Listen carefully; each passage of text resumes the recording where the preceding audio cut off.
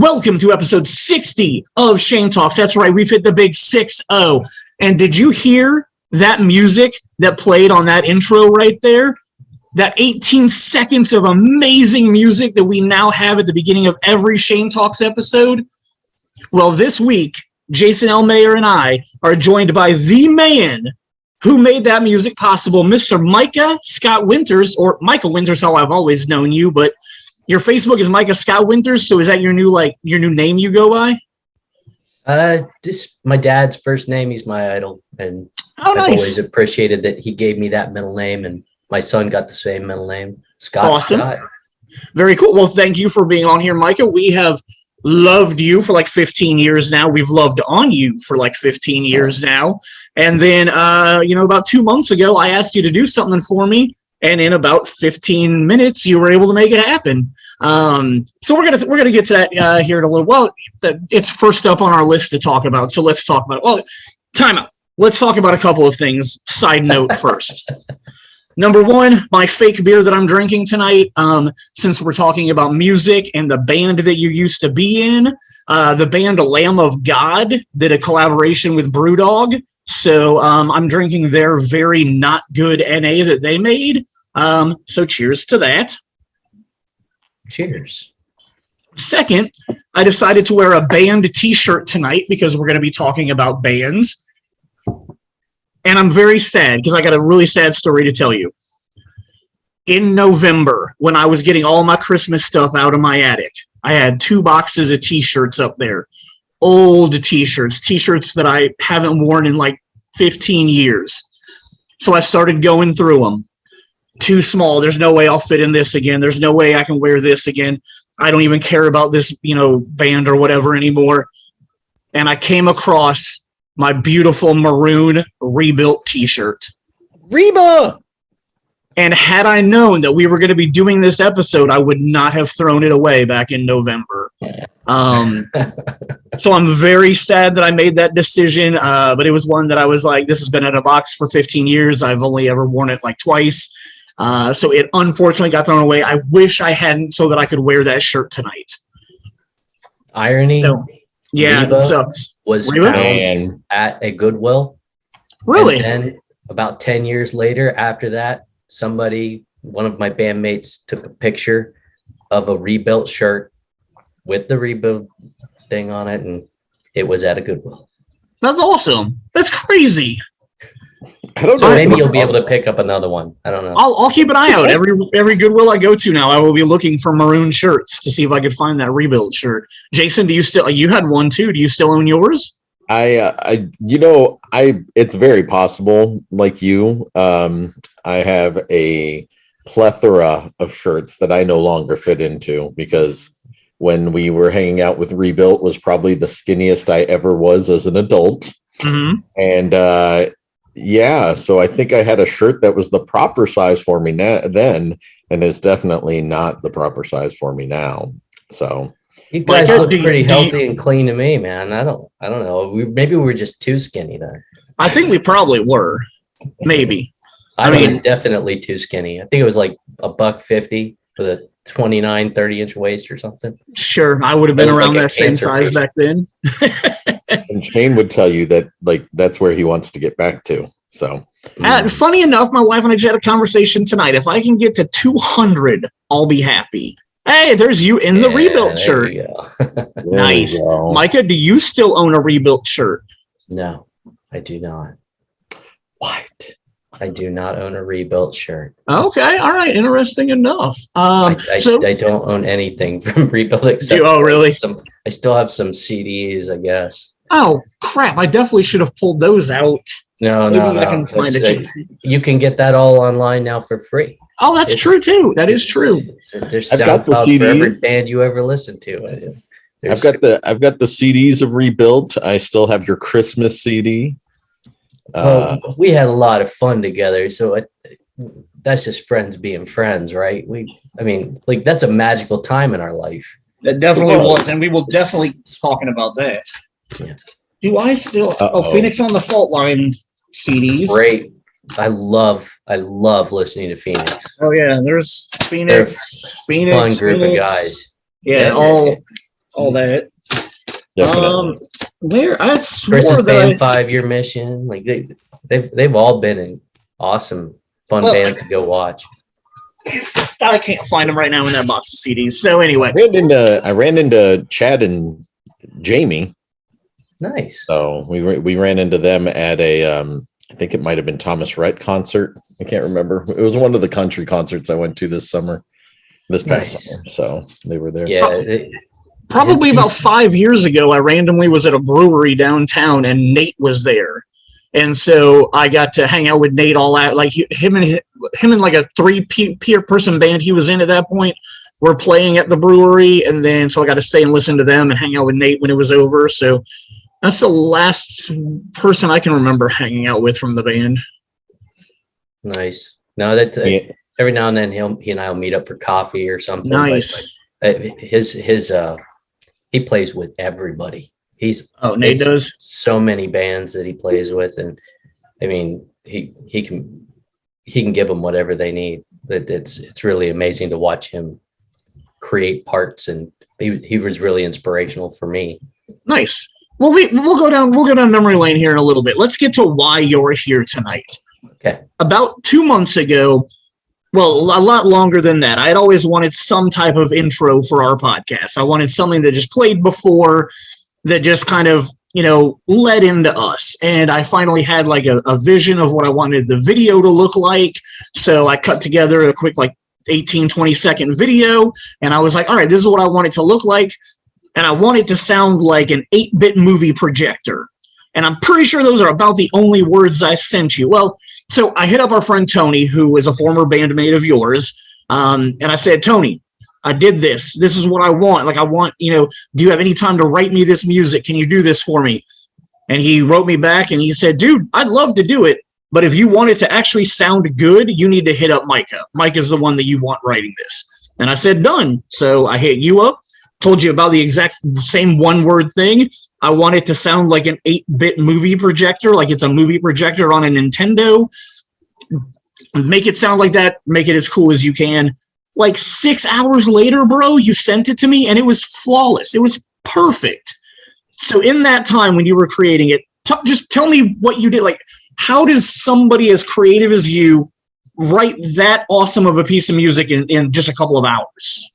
Well, I would say that a lot of it comes from, you look back at our younger years, you were creating movies, I was creating music and bands, and we didn't have the chops we needed. Time helped. You learn a lot just from watching movies, and what you pick up in TV shows, intros, introductory music.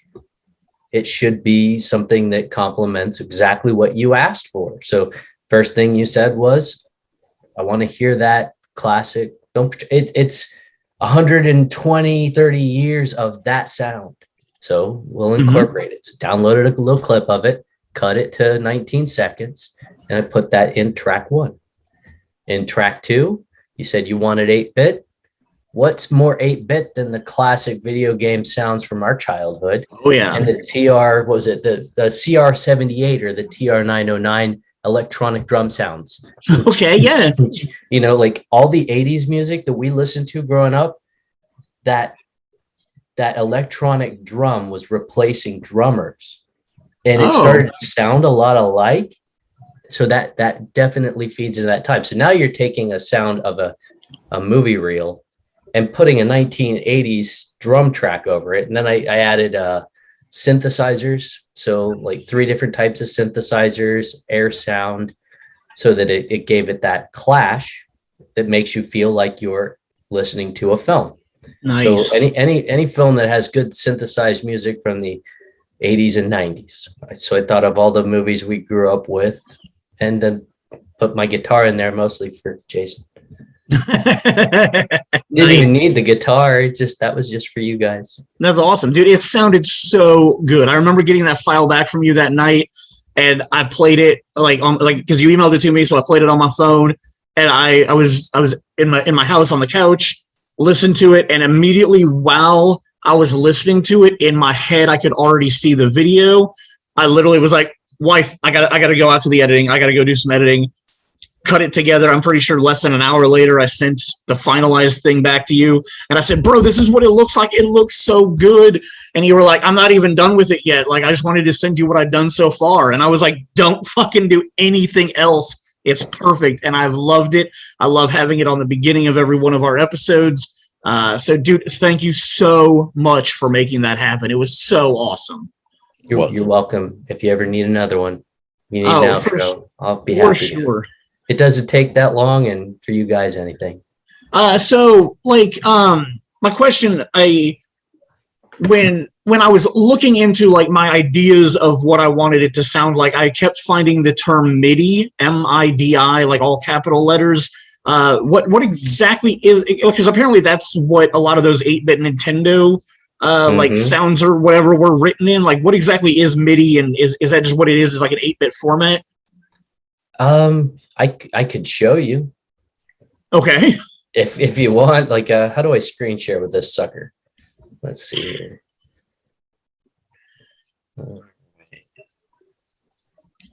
Move that out of the way. Share screen. Which one's desktop one? You were going to be the first guest we've ever had. Well, you're one of our first guests ever. One of our 2020 resolutions was to have more of our talented friends on here. And so that's why we decided we wanted you to be our first one, since your music is heard at the beginning of every one of our episodes. We wanted you on here, but nobody else has ever tried to share their screen with us before. So, oh, hey, I mean, I will if I can. Do I need to ask permission or anything? I don't know. I haven't seen anything ask me if you could have permission. Just try it. Well, yeah, it's got a big exclamation part. Wait, how about that? Maybe that is something I have no idea how to give you permission to share your screen. Well, you'll have to edit this part out then. Life goes on. Again, it's a conversation. So MIDI isn't something you can really explain. It's a visual. Yeah, I can explain it. So first we'll talk about this keyboard. I have a keyboard, a little keyboard. It's a MIDI keyboard. Okay. So you can plug in via MIDI cable or by USB, which then it uses patches. Okay. So whenever you see keyboards like that with little touch pads and on it, or even big keyboards, you can write out your parts that way, or you can handwrite them out. So I've handwritten parts before by using scores or MIDI sheets to create the actual notes. So you're handwriting the notes. So you've heard the synthesized horns and synthesized keys, and you can do everything now. You can, you can do guitars through what is a MIDI track, and it's not an actual instrument like in the traditional analog Interesting. sense. So well, that's pretty dope. Yeah. So does it sound a lot better than that 8-bit version of the MIDI? Does the MIDI quality gotten better over the past 30 years, 40 years? Yeah. So like you think about the bits, 8-bit. Yeah. 64-bit, like those, you had KB. Like I remember my uncle built a computer in the 80s and he said, 64 KB, that's all the RAM you're ever going to need. Well, wow. Writing MIDI parts, you can write whole songs, and depending on what the output level is, you can make the files really small, or you can make them really large. You can make them sound authentic and real, or sound like the classic little computer sounds that you heard when you were a kid growing up. Right on, man. So the next topic that I would like to discuss with you is let's just go down memory lane and talk about your time with us during our GemInI Films days. One of your bandmates was a big part of our GemInI Films stuff. But so the movie that Chris Spurgeon, your bandmate, starred in, that I wrote and directed, and that Jason was an actor in and a producer on, you are credited as Guy at Party. So at the 58-minute mark of the movie, there is a party that is thrown by Jason's real life brother, my in GemInI Films universe brother, that your bandmate Tony Smith was at. And at one point it pans past a group of people that looks like 2 guys and 2 girls. I believe you have to be one of those two people. The other one, I think, is Michael Mayer, Jason's other brother. I don't know who the two females are that are in the background of that scene. They aren't credited as girls at party. Do you have any memory of being a part of this filming of Reunion? Yes. You do? Right on. So that is you in the background when the camera pans past the front of my parents' house. Maybe. I will tell you that you invited me and Tony, and there was a gallon of Jack Daniels that was real and not a movie prop. And we may have taken advantage of that. I see. I don't remember everything after the party in the kitchen scene, but I was there. Well, you know what's interesting is I think you're kind of mashing up two different stories here, guys. So we had in front of Shane's house was the filming of Reunion, but I think, Micah, what you're remembering is us filming Take Your Shoes Off. Yes, I am. Oh, that. Yes. I was probably drunk at both. Well, we definitely were drinking at Take Your Shoes Off. Yep.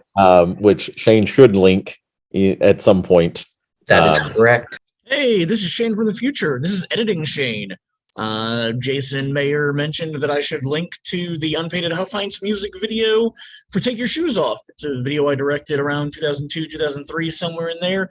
We've been talking to Micah. We've mentioned Tony and Chris a lot. They're both in this video. Tony is the ridiculously silly drunk guy that in every scene that he's in is doing something more and more ridiculously drunk, and I find it to be hilarious. And then Chris is the lead singer, romantic character male in this music video. I hadn't watched it in a long time. I just watched it and laughed out loud multiple times. So this was a music video I directed about 20 years ago. So I am tossing in, this is a video only. I'm not including this in the audio version of the podcast. So here is the Unpainted Huff Heinz music video that I shot and edited. It is for Take Your Shoes Off, and then we'll get back to talking to Micah.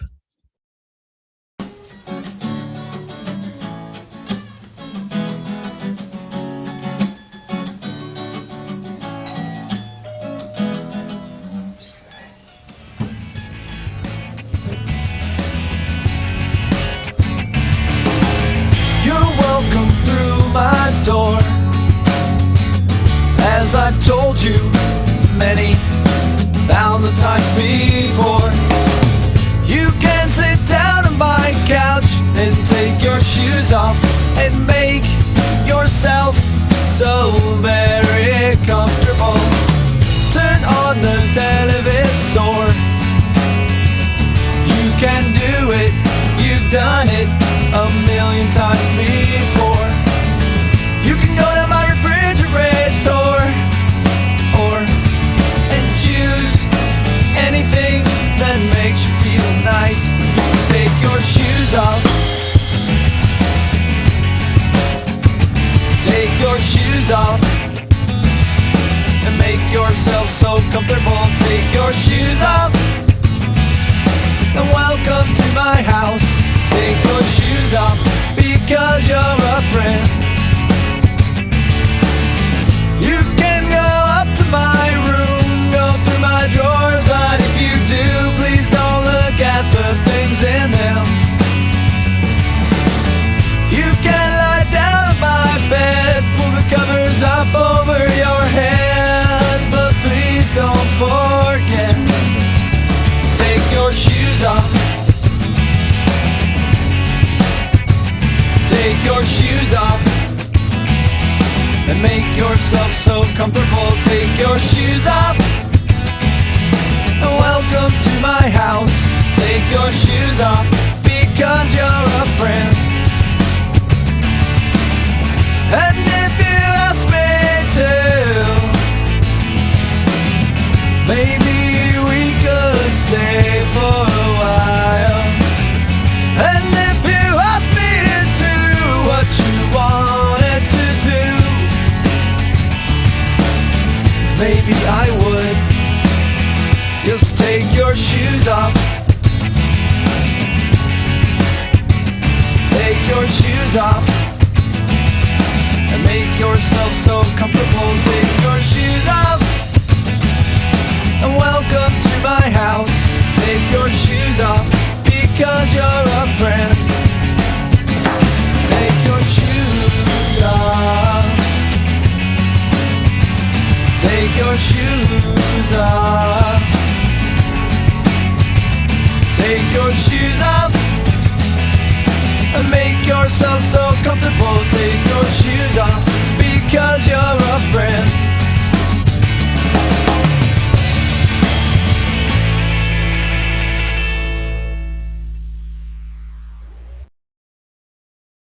Your friends are really great. Those weren't my friends. What? Yeah, so that was the first Good time call. I ever met Micah and met Tony. That had to be I know my that first there time was a meeting lot Micah of- also. I think that was a lot of servers from PS O'Rourke's, if I'm Yep. remembering correctly. That is correct. You were at Jeannie and was in Jeannie the and- video, right? Yep. yeah, but Jeannie there and was her also- sister, I think. Yeah, there was and her somebody who, like a blonde, skinny blonde. One of the girls was the one that Chris was dating at the time, and I can't remember her name. Yeah, Dan's girlfriend, I believe, was in the video because she lived in the house that we shot that video at. she his really wife, didn't like us Alicia. being in there. Do you remember that? Yeah, she was Alicia, not If happy. you talk to Alicia, I'm sure she would hate that we're even bringing up her name. Oh, really? Is her and Dan are her and Dan still together? Happily married with 2 beautiful children. Oh, nice, awesome. That is good to And hear. He's still hilarious. Good. I miss Dan. Dan was. I literally haven't talked to him probably since we filmed that music video. Because like Yeah. I knew him through Chris. Like I mean, I met Chris through PS O'Rourke's and then just met Dan, via him. So yes, I do remember her not being happy with how late filming was going. The video is probably like 90% what I wanted that music video to be, just because we kind of were kicked out of the house and couldn't film anything else. Yep. That was a good time. So, but yeah, no, Reunion, Micah, was the one that Chris starred in 2004, feature-length movie that we did. There's a scene where Chris gets out of his car in front of my parents' old house and walks up and just punches Tony. Now Tony I remember. in the face. I remember that. Yep. Yeah. Yep. That was And then crazy good. he falls on the ground and he's just beating on him and whatnot. But yeah, I'm pretty sure are one of the 4 people that are in the background of that scene that's going on. Well, and 5 people because Dave is off to the other side. But so yeah, on Reunion, we used the song. I want to make sure I get the credit right. Can You Love Me? And you are credited as the writer of that. How much of the Reunion stuff? Go ahead, Jason. It's on my movie song playlist, It is. along with Wow. other songs from that era and other what's the word I'm looking for here? Other local bands who did music for our movies Mhm. are like mixed in with like classic 80s, 90s, 2000 songs all mixed together on my movie song was- playlist. It was very awesome working with Jason when he would run that playlist and then have that song pop up. Because I mean, obviously, it's nostalgic for me. It's in one of my favorite movies that we created as a group. But yeah, it was just always cool that we'd be listening to Kenny Loggins, and then all of a sudden it was Rebuilt on the same playlist. That's good company. It is. So you were credited as the writer on Can't You Love Me. How much of Rebuilt's library did you write? And like, was there anything specific that you want to talk about with Can You Love Me? And like, since we decided to use that one in our movie, I don't know if you want to talk about like where you got the idea for that one from or what it meant to you.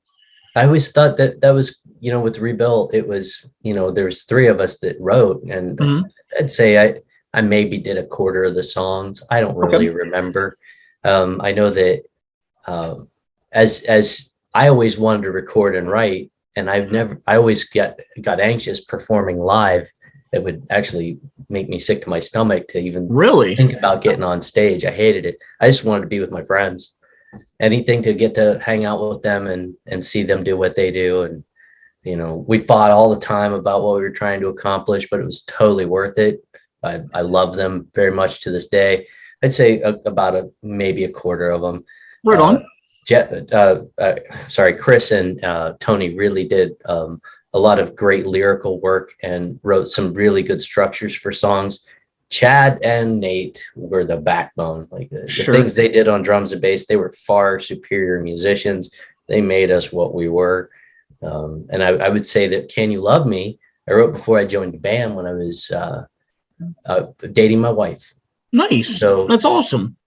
I was 21 when I wrote it, and I was thinking about girls that I dated that, like, I was always so insecure, and I was just reflecting on that teenage angst and what it felt like to like try and share feelings that I could barely explain with the limited English I learned in West Virginia.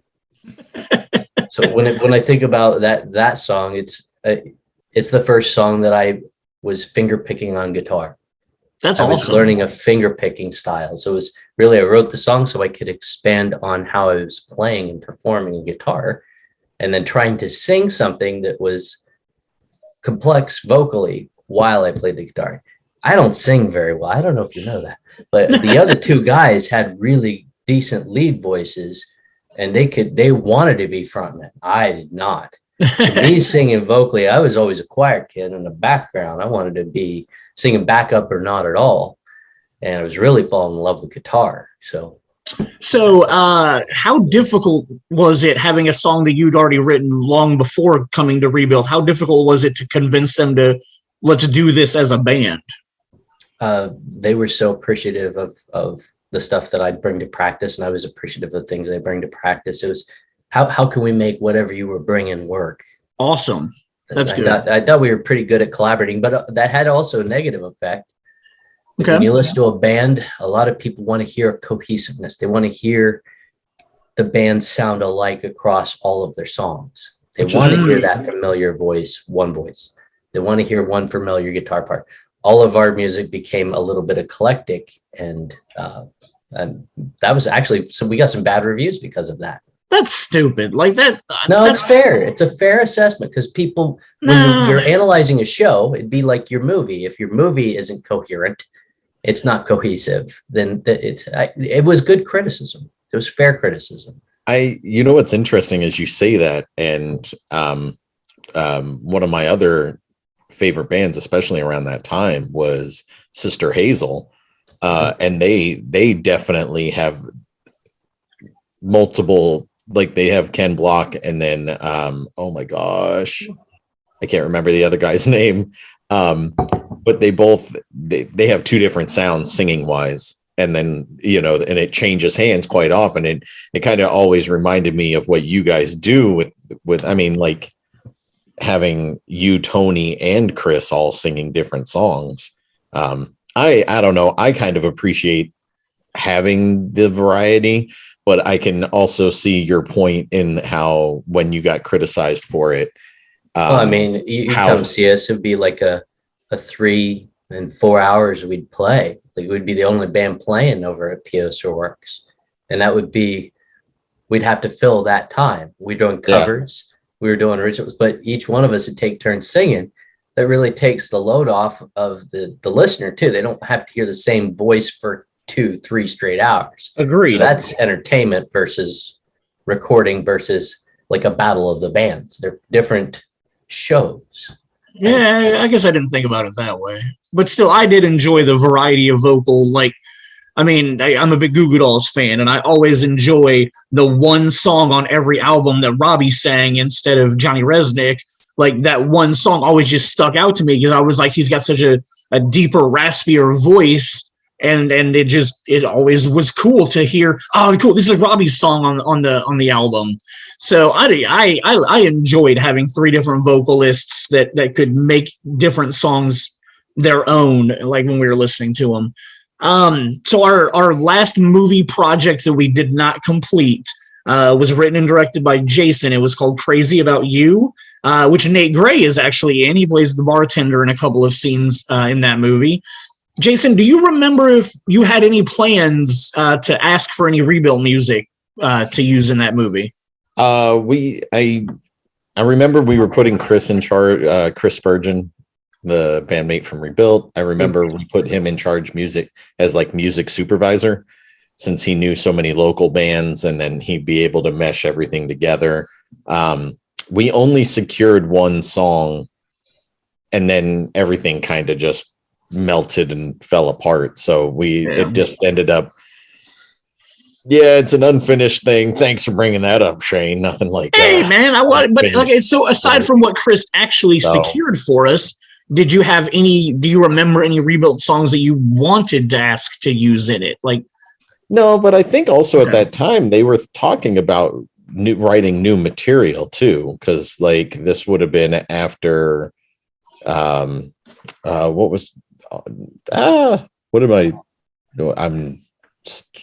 Ghost Man on First. This was after Ghost Man on First and Ferris Wheel. What was that one called? Ferris Wheel Junkie, I think, was the second like EPs or the EP that was coming out afterwards. I think it was after both of those, and you guys were maybe working on like new stuff. And Chris was like, we've got some ideas, and so we never got to that point, unfortunately, with the movie. Gotcha. So it would have been amazing if they had written a song called "Crazy About You." We could have used in the movie "Crazy About You." Like that would have just been awesome. And I had, I don't know what kind of aspirations or what was going through my head at the time, but like I ended up like at one point in time thinking it would be a cool idea to record me singing a song at some point, and that was at that point that aspiration was in the air. But again, once everything kind of fell apart with the movie and the production company and everything, it just kind of everything came to a screeching halt. So, which, on a side note, we have all the footage except for one tape. 95% of the footage. We could cut together a web series and potentially release it, but I don't know how everybody who is everybody who is in that movie. I don't know if everybody would be appreciative of us releasing that stuff nowadays, especially with, one of our main co-stars in that movie has gone on and done multiple things with his acting career. So I don't know. Did you get an NDA? Okay. Good news is somewhere, it's probably right over there. I should.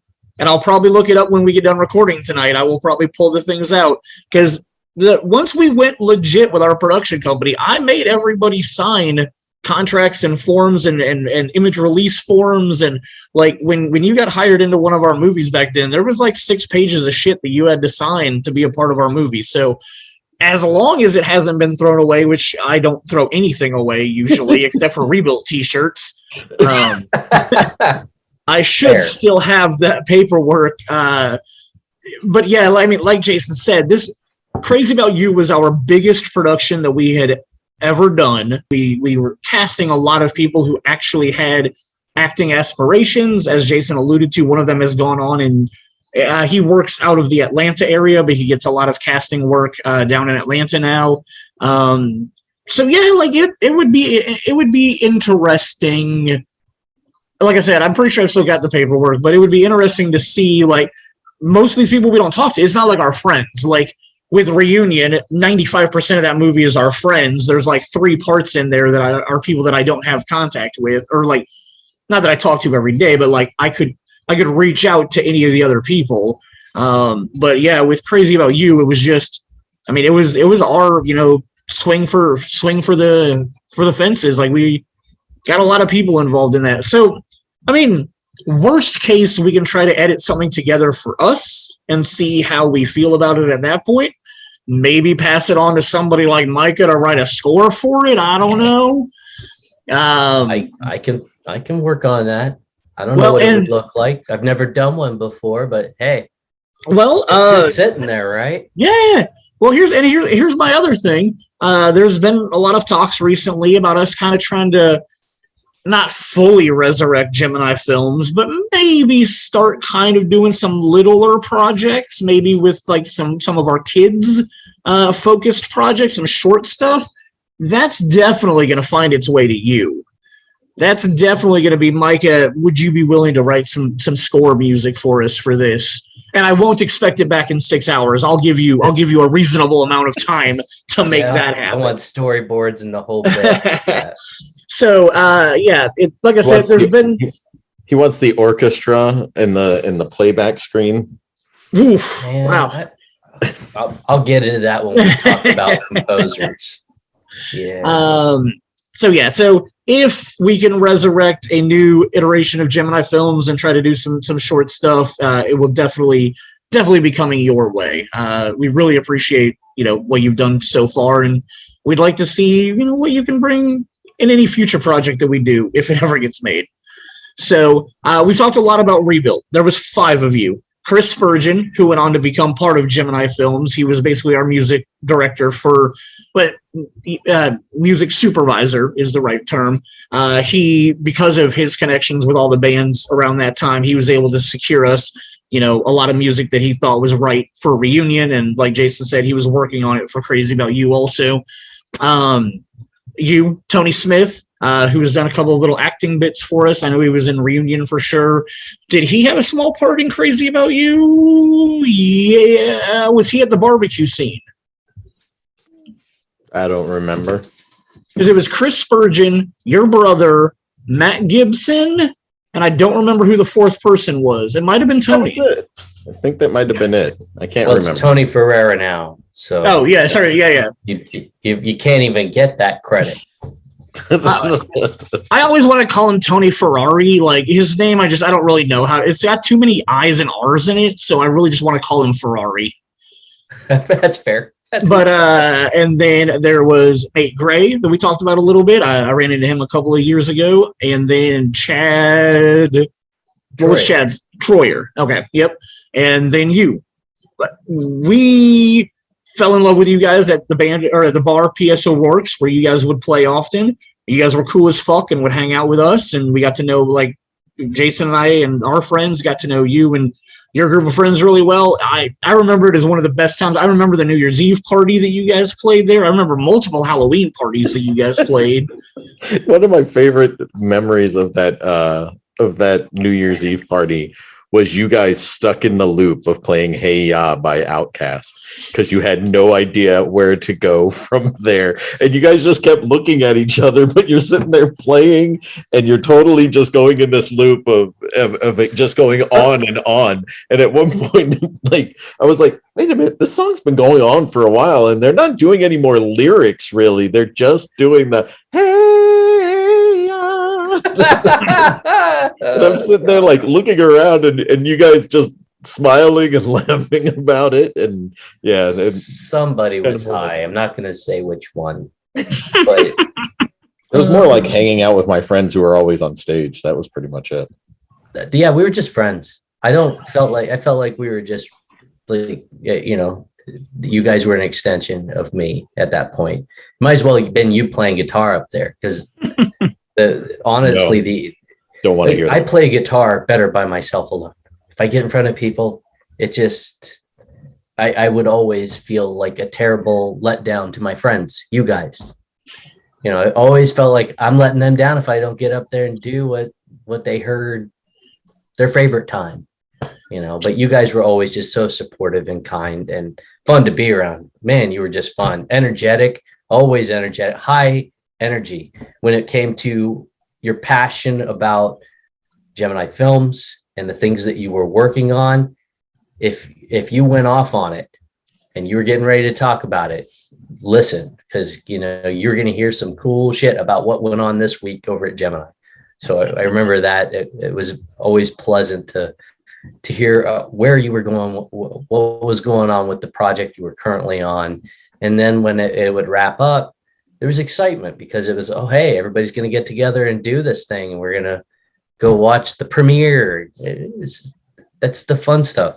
Me, I was married with 2 little kids, so it was kind of really hard to get out as much as everybody else did. I was only going to play shows, only going to band practice because that was all that I was allowed for time away from. So when I ever did get to hang out with you guys, know that it was because I had to take time from my family for that.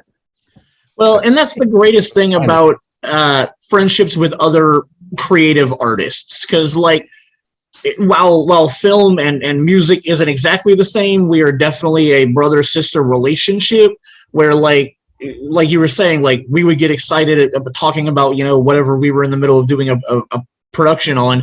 But it was the same thing with you guys, like listening to you guys talk about, you know, new songs you've got coming up, or like, oh, we played this new song that you guys hadn't heard tonight, and what'd you think of it, and stuff like that. So it's always fun being around other people who are really creative, even if it's a different art than your own. Like seeing passionate people like you are for music is just, you feed off of that. Like it really is a fun environment to be around people like that.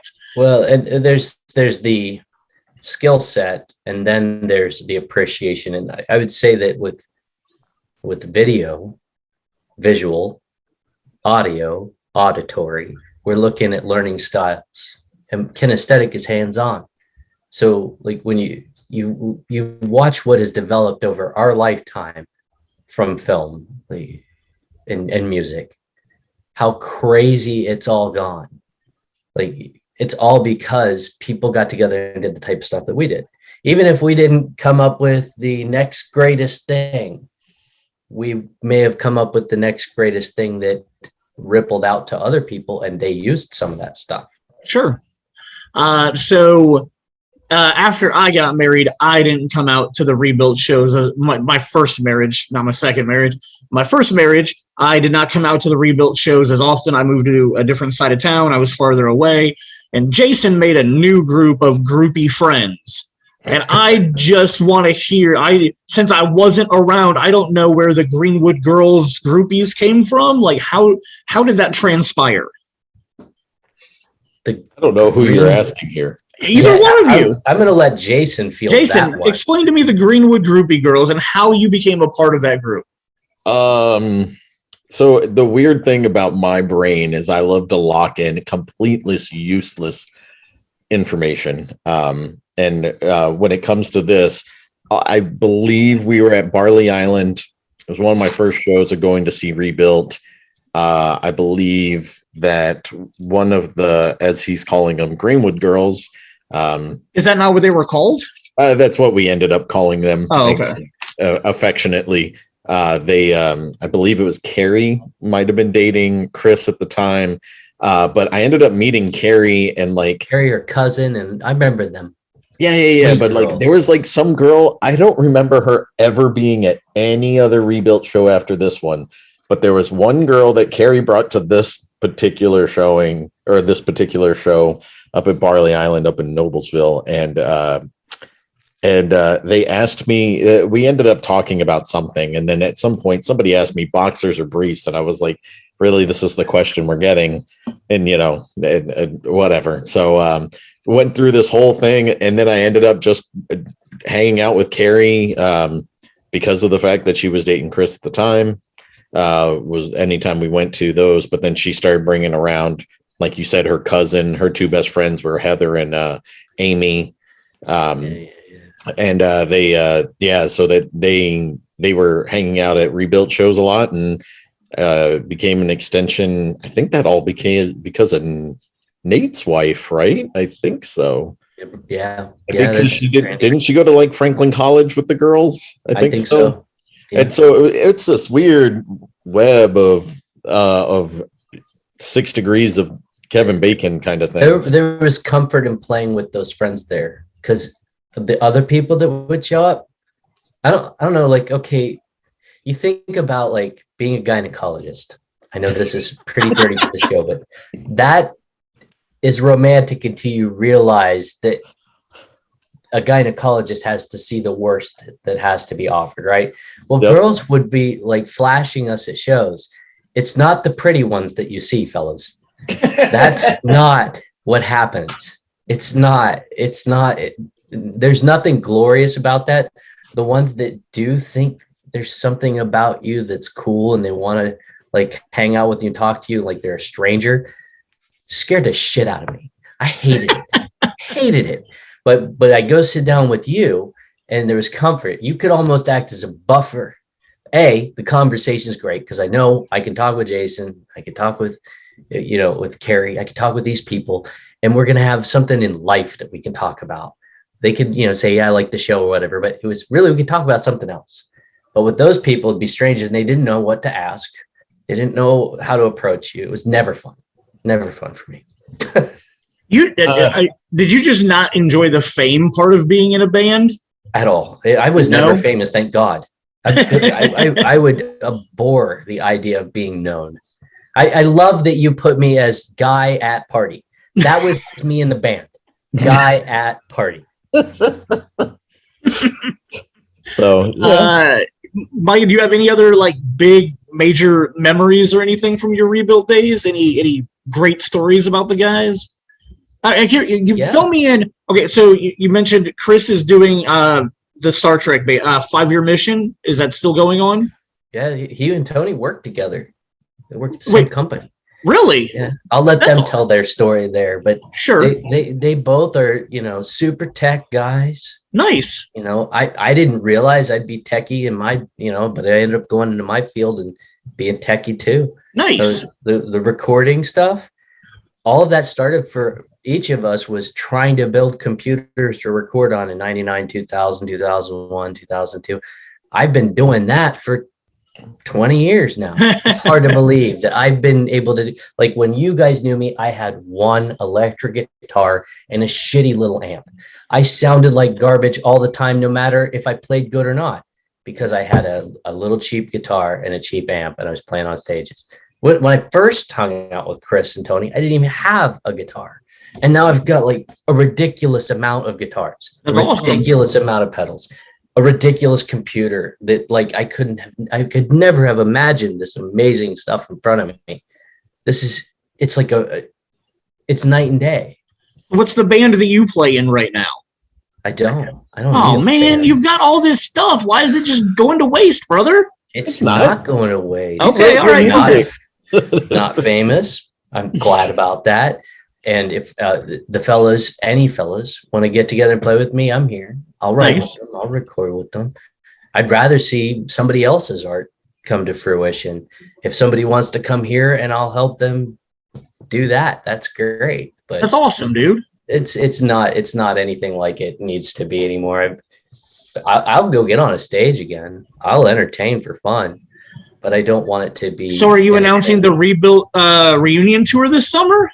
I will have to talk with the fellas about if they ever want to. Dude, you guys got to get together again. Play one reunion show. We wouldn't sound anything like that at last rebuilt. What happened at the last rebuild show? How long ago did Rebuild break up? I mean, we're all so different than we were then. I mean, we'd have to redo everything. When was the last rebuilt show? Oh, I know the answer to that question. Give me the answer to that. It was October 12th, 2007. How do you know that? Because of the fact that I got married the next day. I went to their last show. I believe you came with me, Shane, and we were drinking up in Noblesville at Barley Island, and we got to see them perform for their last show. Because they told me that they were that was their last show ever, that they were done, and I was like, oh, we are totally going after my rehearsal dinner. So yeah, we did the rehearsal dinner. We went up there, we drank, and then we went back to Justin's apartment and crashed for the night. So what was the date? October 12th, 2007. Yeah. You know that I moved here March 6th to Noblesville. Wait, down the street from Barley Island. Oh, really? I met Tony in 2002, and we decided we wanted to play together. And we were idiot kids that had hardly any musical talent or skill whatsoever, but we could kind of sing together. So we got 3 songs together, and we went to Barley Island to play an open mic night. Really? Yeah, with our friend who started Rebuilt with us, Pierce.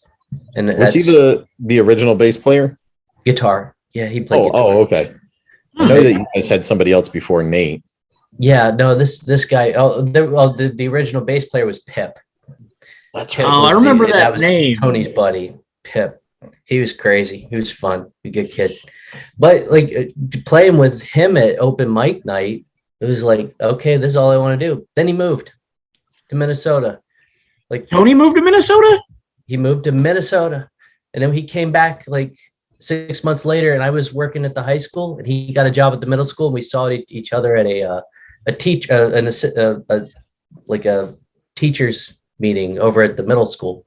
I was like, dude, I thought you left for Minnesota. He's like, well, I came back for my daughter. Nice. So we started playing again. Then we went to PSR Works and played just me and him and the other guy. It was 3 idiots, 1 electric guitar and 2 acoustics. It sounded like garbage. And Chad's like, oh, well, crap. You guys need a drummer. And he was kind enough to be like, okay, I'll play with those idiots. And he's like, well, I'll get Pip. Pip worked out for a while, but then he had his own thing. And Nate's like, well, I'll play because he knew Chad. Nice. Chris was running sound at PSR Works. Yep. He was also doing his own music. Unpainted Huffines. And I played Unpainted Huffine shows with him after Dan left. And Nice. so like it was just a good time to be friends. Those guys, being in a band with them, they're brothers. Like I needed that at that time. I needed that more than anything, and they'll always be my best friends. So Dude, that's so cool. We had so many good times at PSO Works. They were so good times that I really don't remember very many of them. I'm pretty sure. What's the photo that it's you, me, and Zach? Was that a New Year's Eve photo, Jason? Sure. No. All right, I don't remember. Probably was a New Year's Eve. I will share my favorite rebuilt story. What's up? Okay, we had a show in West Lafayette, right next to, I believe, on the hill next to what was at that time was the Triple X Burger Joint. Still there. Oh yeah, yep, yeah. Everything else has changed there. That's now my territory for work. But we drove up there in January. And it was like -5 degrees outside in Tony's van, freezing in the car ride up even, like we go to this bar, Steve's, and we unload to play this at this bar. And there's a sound guy and a bartender and 1 person there. That's it. Because it's so freaking cold in the middle of winter and nobody there. No students, nothing. Nobody came out for that. So we get on stage. He's like, well, I can pay your gas. So we started to play our show. But before we did, I'm going to admit something. I did drugs that time. I smoked pot with a couple of my bandmates. I won't, incriminate them. But I decided to take a hit. I never do, but I did. I took a big hit. And I forgot all the words to my songs.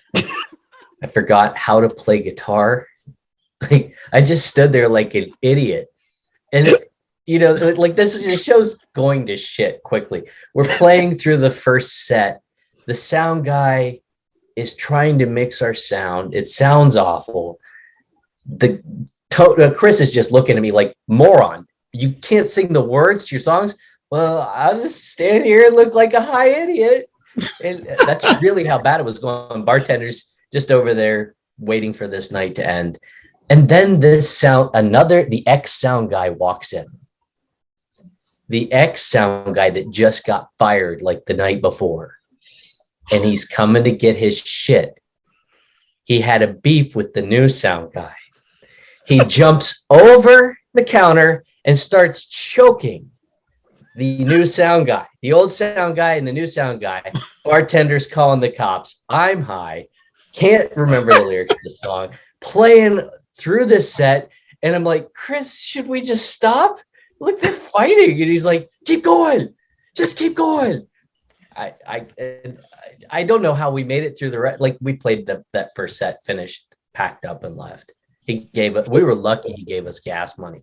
I literally just want to turn this into either a music video or a 5-minute short film because I think this could be an amazing story that needs to be told. There has to be character development on the 2 sound guys. Okay, and something about the bartender.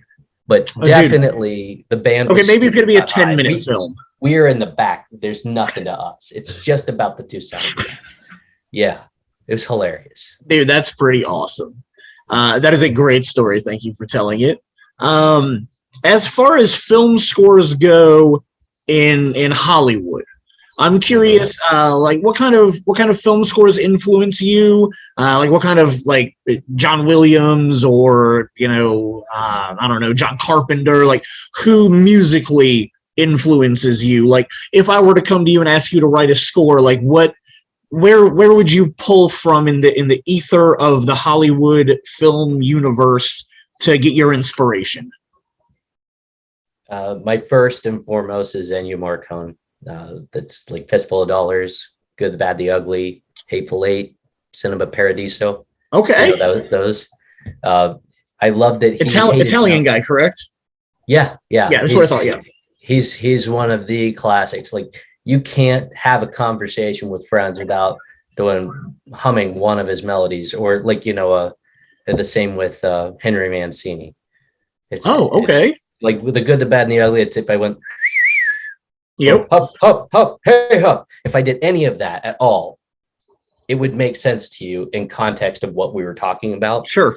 The same with dun dun dun dun dun dun. So those melody lines, you can write short ones that are tied to a character. Like, I mean, Darth Vader, all these.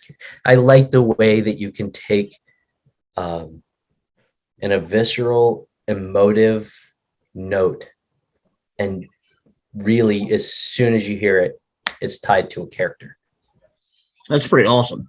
So like John Williams, Danny Elfman, Hans Zimmer, Rachel Portman, Bernard Herrmann, Randy Newman. Oh, sure. Yeah. Do you know who Basil Palladores is? I do not. Oh my God. Guilty pleasure orchestration. Okay. You go out of guilty pleasure movies all the time. Yep. Basil Palladores, he was known for some of our favorite 80s and 90s ones, like Conan the Barbarian. Oh, yeah. Red Dawn. Okay. Iron fucking Eagle. Oh, wow. Okay. They're like Free Willy and Starship Troopers, but my personal favorite that he did. Yep. And I'm going to say this is probably one of my favorite scores for just small bits was The Hunt for Red October. Oh, yes. Yeah. The music in that film is solid. Made the movie. Man, all these movies that you listed off, I can't believe I've never paid attention to his name. That's crazy.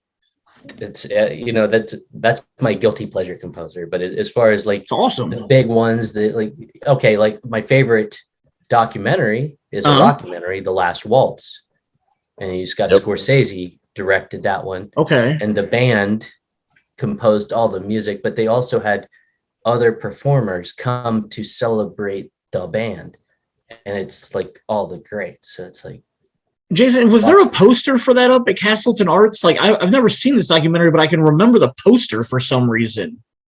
Do you know if there was a poster for it? I don't know I can't remember what year that got released, but 77, 76. I don't know why. I was going to say, I'm pretty sure that I know that if I'm remembering it correctly, it probably showed at Castleton at some point in time. Let me check who made it. Like during the Columbia Film Festival or the Warner Brothers one? It was a United Artist film. Okay. I don't know why. Like as soon as you said the name of it, the poster jumped into my mind. But I know I haven't seen the movie. But I don't know why that poster is so like vividly in my mind. I thought maybe I'd seen it 1,000 times at Castleton Arts or something, but perhaps not. No. It did play. They did do. My guess is that it was a part of the Scorsese Film Festival that they did over at Castleton. Okay. That would make more sense. It's probably like all the scores for the the Godfathers were great. Mm-hmm. You look at how emotive the music is in those. Sure. I mean, it's very dun dun dun. Jaws, like the classic. Mm-hmm. Yep. Those ones where it's like Quint, he brings that out in me. Why am I drawing a blank on who did Jaws? John Williams. Thank you. Jesus, yes, yeah. Spielberg. Yeah. Spielberg, yeah. Wow. Ooh. So the last thing that I got for us to go over, When Jason and I originally decided to incorporate the Horowitz Questionnaire into our guest podcasts, it was 17 questions long, and it had 3 finish the sentence questions, and it usually took us about an hour to go through the Horowitz Questionnaire with people. And everybody always thought they had to be like extra funny with the finish your sentences, so we cut all those out. And we cut down the other. I can do this in 10 seconds. No. We don't want it to be that short. We want your honest answers. But yeah, so we cut it down to about 10 questions because there were some other questions. It would be like, who's your favorite actor? But who do you think is the best actor working right now? And so it's like, we don't need to ask you both of those questions. So we've cut it down to 10. So we're going to ask you 10 questions about film, and I am very excited to hear your answers. Jason, do you want to do the first question? Sure. What is the first film that you remember seeing? Empire Strikes Back and Superman the movie. But both of those were back to back. That's awesome. The second question is, what is your favorite film of all time? Oh, brother, where art thou? Again, really? Oh my God. How are we friends? Oh, hate it? I hate that movie. I want to like it. I love the cast. I think I just hate the music in that movie. Like I hate the music and I hate the story. And you're not from West Virginia. You didn't grow up with bluegrass. That is 100% probably the issue. But man, I do not enjoy that movie. But I am very happy that you love it as much as you do.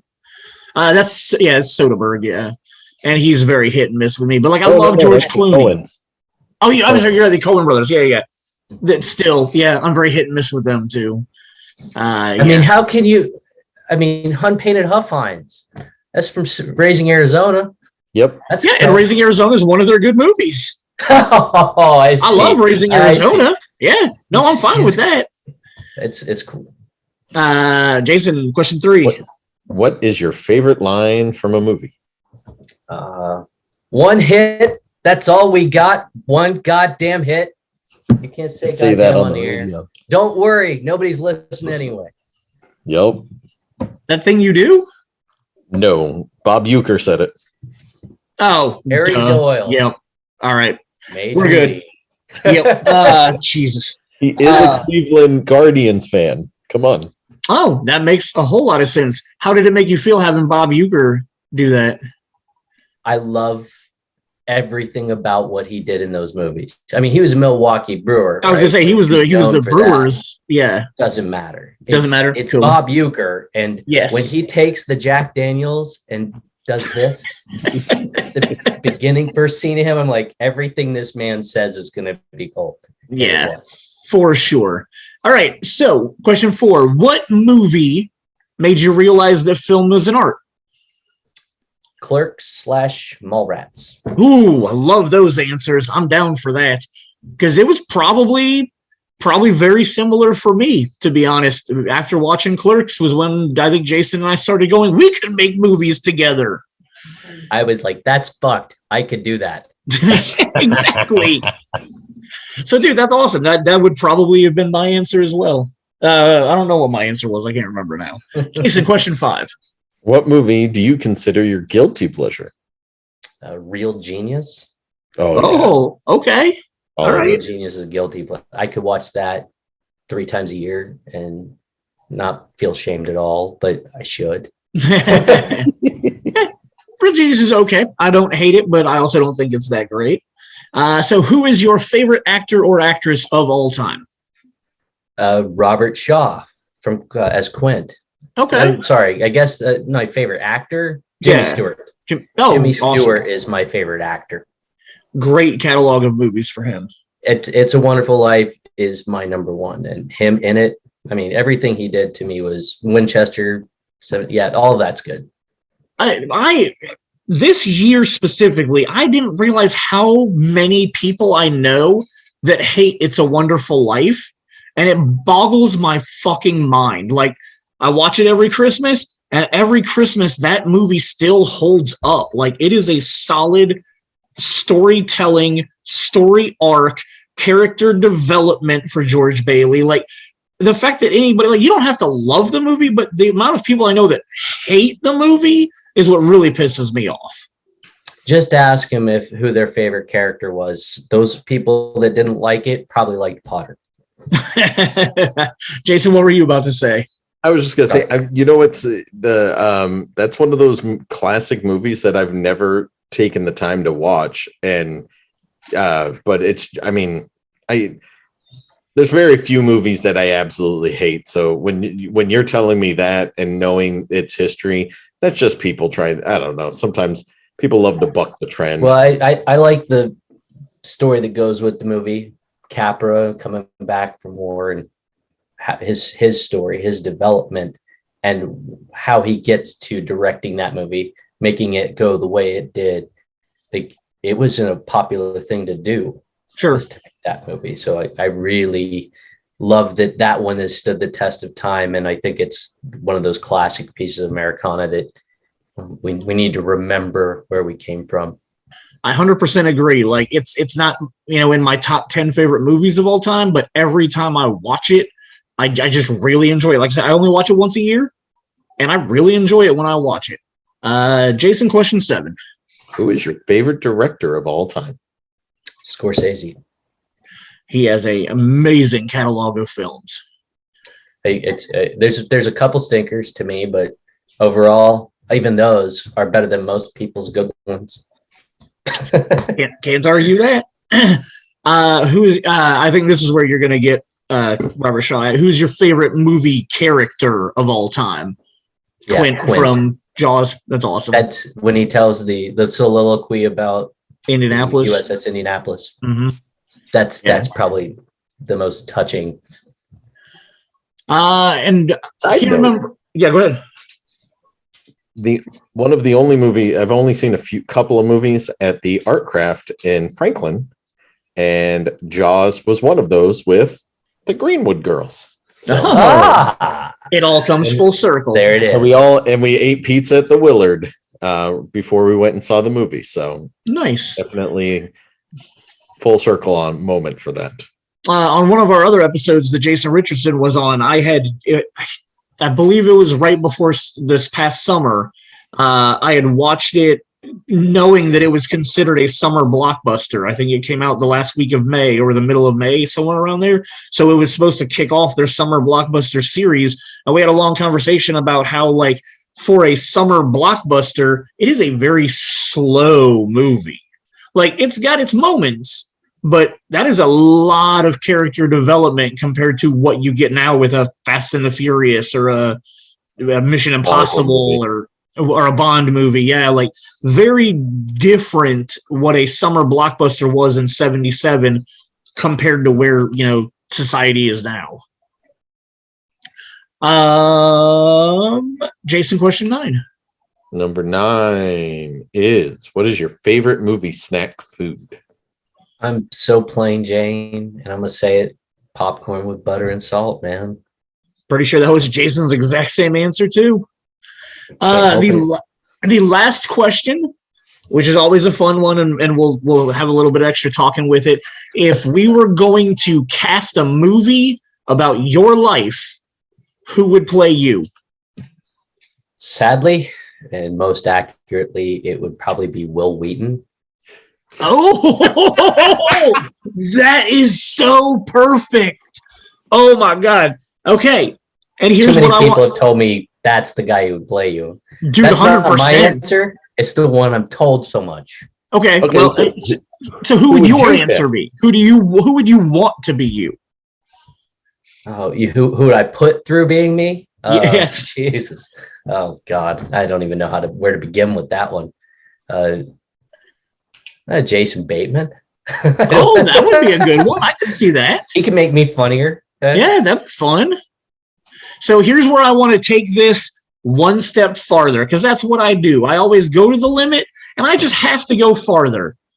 I want you to cast the Rebuilt movie. Okay. So Chris Spurgeon. Who plays Chris Spurgeon in the Rebuilt movie? Oh, man. Jimmy Stewart. Oh, okay. All Young right. Jimmy Stewart. Sure. Okay. All right. I can see that. Tony be Kind Jack of. Nicholson. Okay, all right, Young Jack Nicholson. sure. Chad. We're gonna give Chad. Oh man, Die Hard. Help me. Bruce Willis. Bruce Willis. Okay. Oh, Because the bald head. sure. Is Bruno a drummer? No, Bruno plays the guitar, doesn't he? No. Who's Bruno? Bruno, the like Bruce Willis's alter ego when he's in the band. Oh, I didn't know he had an alter ego. Oh yes, Bruce Willis has an alter ego He's a named front man. Bruno. Well, and he's in a band. acting like a drummer in this one. Okay, he's a drummer in this Not one. in Gotcha. this one, Okay, yeah. cool. And then Nate Gray. Who do we got? Who plays Nate Gray? Dolph Lundgren.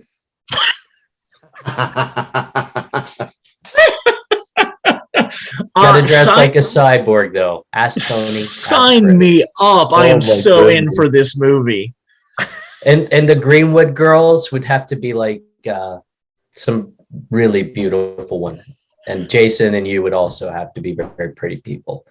Maybe like something from Good Intentions or like what's the Cruel Intentions. Cruel Intentions. Yes, like that. All right, so here pretty you go. 99 cast.